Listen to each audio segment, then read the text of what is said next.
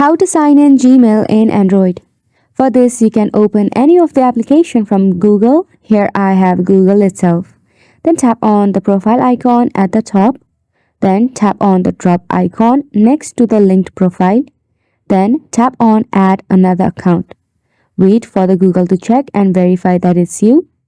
Now once it is all checked and done, you have to go ahead and enter your email address or phone number, so go ahead and do that. Then tap on next. Now go ahead and enter your password. Then tap on next.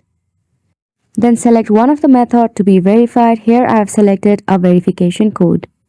Now let's wait for my code to arrive.